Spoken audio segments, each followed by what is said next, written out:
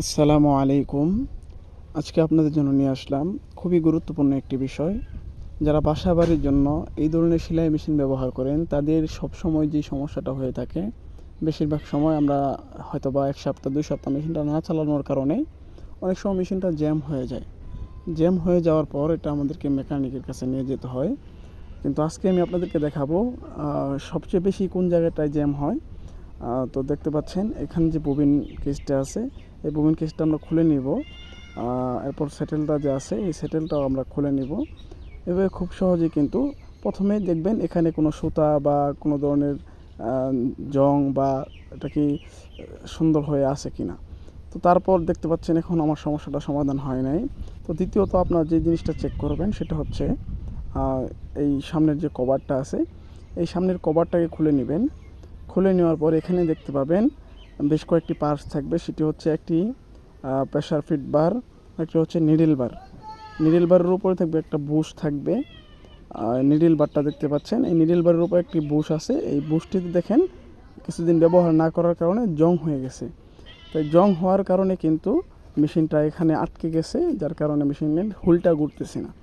তো বেশিরভাগ সময় এই সমস্যাটা আমাদের হয়ে থাকে। এই কারণে এটা আমাদের মেশিন চালাতে হয় বেশি বেশি, অন্যথায় মেশিনে তেল দিয়ে রাখতে হয়। তেল নিয়ে না দেওয়ার কারণে কিন্তু এই সমস্যাগুলো হয়ে থাকে। তো প্রথমে আমরা হালকা টুকাবাড়ি দিয়ে দেখব যে আমাদের জ্যামটাকে ছেড়ে দেয় কি না। যে টুকাবাড়ি দেওয়ার কারণে ছেড়ে দেয় তাহলে তো আর হলোই। আর যদি বেশি শক্ত হয়ে যায় জংটা, তাহলে কিন্তু ছাড়বে না। সেক্ষেত্রে আপনাদেরকে অল্প পরিমাণ তেল নিয়ে কিছু সময় তেলটা দিয়ে রাখতে হবে। অবশ্যই মেশিনটি যখন আপনি ক্লিয়ার করবেন, তখন কিন্তু কোনো ধরনের জং রাখতে পারবেন না। এটাকে পরিষ্কার করে রাখতে হবে আর তেল দিয়ে রাখতে হবে। আর হ্যাঁ, মাঝে মাঝেই কিন্তু এভাবে তেল দিয়ে রাখতে হবে ১-২ ফোঁটা করে। এভাবে কিছুক্ষণ ভিজিয়ে রেখে তারপর এই জ্যামটাকে আপনাদেরকে ছাড়াতে হবে। তো ভিডিওটি এ পর্যন্ত যদি আপনাদের কাছে ভালো লেগে থাকে, ভিডিওটিতে একটি লাইক এবং শেয়ার করতে কিন্তু ভুলবেন না। আর যারা আমার চ্যানেল নতুন আছেন, চ্যানেলটিকে সাবস্ক্রাইব করে পাশে থেকে বেল বাটনটি অন করে রাখবেন এরকম ভিডিও সবার আগে পাওয়ার জন্য। তো এই যে নিডল বারের উপরে যে বুশটি আছে, এই বুশটি কিন্তু একটু নিচের দিকে নেমে গেছে। এই বুশটি উপরের দিকে থাকবে আর একটু উপরের দিকে উঠিয়ে দিতে হবে। তো এই নিচের দিক থেকে বাড়ি দিয়ে উপরের দিকে আমি উঠিয়ে দিব। এটা সবসময় উপরের দিকে থাকে, জ্যাম হওয়ার কারণে হাত দিয়ে যখন জুড়ে ঘোরানো হয়েছে অল্প একটু একটু নিচে নামতে নামতে বুশটি সহ নিচে নামছে। তারপরেও এখানে জং ধরে আছে, জংটা কিন্তু সারে নাই। তো আমরা প্রথমে একটু কাবারি দিয়ে চেষ্টা করব। তবে খেয়াল রাখতে হবে যেন আমাদের এটা যে লোহাটা আছে এটা যেন বেঁকে না যায় বা কোনো ধরনের ক্ষতি না হয়। তো আমার কাছে রেস আছে, এই রেস দিয়ে আমি চেষ্টা করব। তবে সবচেয়ে ভালো হয় আপনারা কাঠ জাতীয় কিছু দিয়ে যদি উপরের দিকে বাড়িয়ে দেন, সেক্ষেত্রে এখানে বেঁকে যাওয়া বা কোনো ধরনের সমস্যা হওয়ার সম্ভাবনা কম থাকে। তো আমি হালকা এভাবে বাড়ি দিয়ে টেস্ট করতেছি।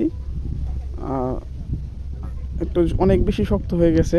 তো এখানে কিন্তু আমাদের বেশিরভাগ সময় সমস্যাটা হয়। এছাড়াও কিন্তু অনেক সময় হুইল থেকে হয়, চাকা থেকে। তো ওটাও আমি একটা ভিডিওতে আপনাদেরকে দেখাবো কীভাবে হয়। তো দেখতে পাচ্ছেন কিছুটা কিন্তু উপরের দিকে উঠছে। তো এটা কিন্তু আরও উপরের দিকে উঠবে। সেজন্য আপনাদেরকে আরও ভালো করে বাড়ি দিয়ে উপরের দিকে উঠিয়ে দিতে হবে। তো ভিডিওটি না টেনে সম্পূর্ণ দেখবেন, দেখলে আশা করি সহজেই বুঝতে পারবেন। তবে এখানে খেয়াল রাখতে হবে যেন নিডল বারটা কোনো অবস্থাতে বেঁকে না যায়, এবং কি ওই যে বুশটা যে আছে, বুশের যেন কোনো ধরনের স্কেচ না পড়ে, দাগ না পড়ে। হালকা করে এই বাড়ি দিতে হবে।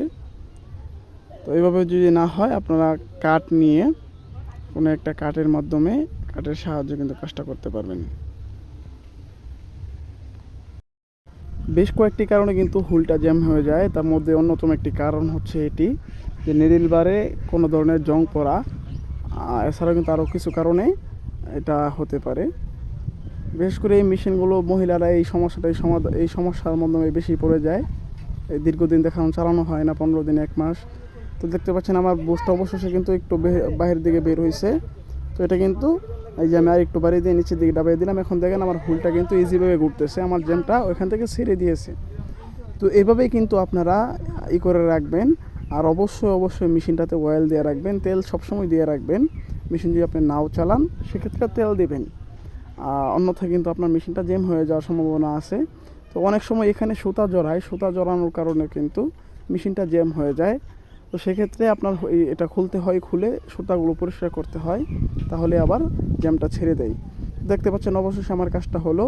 তো ভিডিওটি আপনাদের কাছে কেমন লেগেছে অবশ্যই কমেন্ট বক্সে কমেন্ট করতে বলবেন না। আর ভিডিওটি ভালো লাগলে অবশ্যই একটি লাইক এবং আপনার বন্ধু বান্ধবদের মাঝে শেয়ার করবেন। আর আমার এই চ্যানেল যারা নতুন আছেন চ্যানেলকে সাবস্ক্রাইব করবেন, আর যারা অলরেডি সাবস্ক্রাইব করেছেন তাদেরকে অসংখ্য ধন্যবাদ। তো দেখা হচ্ছে নতুন কোনো ভিডিওতে, সে পর্যন্ত ভালো থাকবেন। আর এরকম ভিডিও পেতে আমার চ্যানেলটাকে অবশ্যই সাবস্ক্রাইব করে রাখবেন। ভালো থাকেন, সুস্থ থাকুন। আসসালামু আলাইকুম।